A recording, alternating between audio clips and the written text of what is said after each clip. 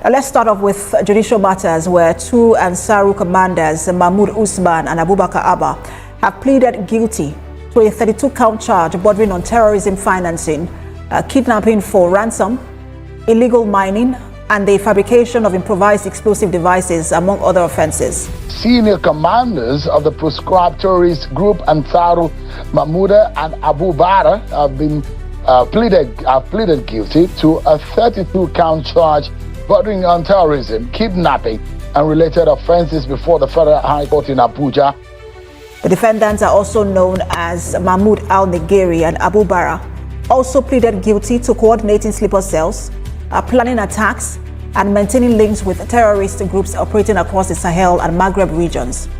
The two of them who were arrested by the Department of State Services, the DSS, and arraigned in September 2025, accused of orchestrating some of Nigeria's most notorious terrorist operations, including the 2022 attack on the Nigerian Army's Wawa cantonment in Kanji, the Kuje Correctional Center, jailbreak that freed more than 600 inmates, and a string of high-profile kidnappings and attacks on critical national infrastructure. Prosecutors also alleged that the suspect received specialized training in weapons handling, improvised explosive devices, and guerrilla warfare in terrorist camps across Libya and Mali before coordinating terrorist networks operating within and outside Nigeria. The guilty plea comes nearly a year after the National Security Advisor Nuhu Badu announced the arrest of the two men, describing them as the leader and deputy leader of Ansaru and among Nigeria's most wanted terrorism suspects. Security authorities say the commanders maintain operational links with extremist groups across the Sahel, including Mali, Niger, and Burkina Faso, while directing sleeper cells from forest enclaves around Kanji National Park. The federal government has described the arrest and prosecution as one of the most significant breakthroughs in Nigeria's counter-terrorism campaign, dealing what officials call a decisive blow to the leadership of the Al-Qaeda-linked terrorist organization. We understand that the leadership of the DSS was not satisfied with the earlier judgment that the two of them got and insisted that they deserve worse situation or worse judgment, considering the heinous crime that have committed, killing Nigerians and dealing blow with terror attacks on Nigerian soil. So Tosin Ajayi-led DSS has insisted that these two should be further prosecuted to get a maximum sentence, which they did to them. The Department of State Services is set to appeal the prison sentences handed to three men convicted in separate terrorism-related cases following its dissatisfaction with the penalties imposed by the courts.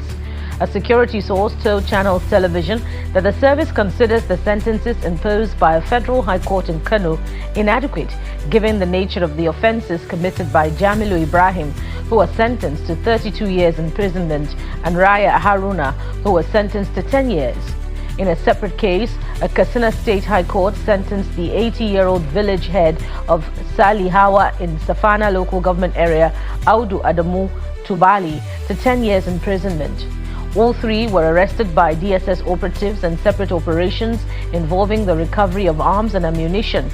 The DSS is said to have argued that the sentences do not reflect the gravity of the offences, especially when compared with previous court decisions in similar cases. According to the source, the planned appeals form part of the DSS's broader effort to pursue stronger judicial outcomes against arms trafficking and individuals accused of supporting terrorists and bandit networks across the country. Operation Hadinkai says the intelligence-led operation was carried out on the 19th of July along a suspected terrorist logistics route in Borno State. Troops arrested 6 suspected terrorist logistics suppliers traveling in 5 vehicles and recovered 202 cartons of herbicides, 1 Starlink communication system, a jerrycan of suspected acid, 6 bags of NPK fertilizer, 10 bags of rice, 50 hose, and 20 knapsack sprayer pumps. The military says some of the recovered items could have dual-use applications, with the fertilizer and suspected acid to undergo forensic analysis to determine if they were intended for making improvised explosive devices. The suspects and recovered items have been handed over to the Military Intelligence Regiment for further investigation to identify other members of the network. Operation Hadinkai says the continued disruption of terrorist supply chains has weakened the insurgent groups. In another operation, troops of Sector 4 apprehended a 32-year-old Sudanese national, Musa Fashir, suspected to be a foreign terrorist fighter and collaborator, along with a 36-year-old woman, Mary Florence, who claimed to be an illegal immigrant from Ghana during an intelligence-driven security operation conducted by the 115th Task Force Battalion in Lassa, Askira Uba local government area of Borno State on the 19th of July 2026. Both suspects are in military custody, undergoing profiling and interrogation. We're surprised. We learned you're very resigned. I don't know. I too, I was shocked when I saw that. I don't know where that came from. But well, you always expect that there'll be people that will not be happy when things are going well.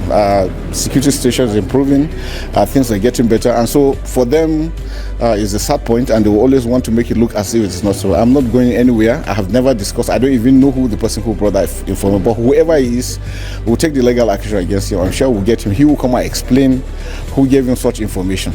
But I assure Nigerians that we're fully. You can see I just came back from briefing Mr. President on the current security situation, and he's very happy with us, and now we're going to continue doing well.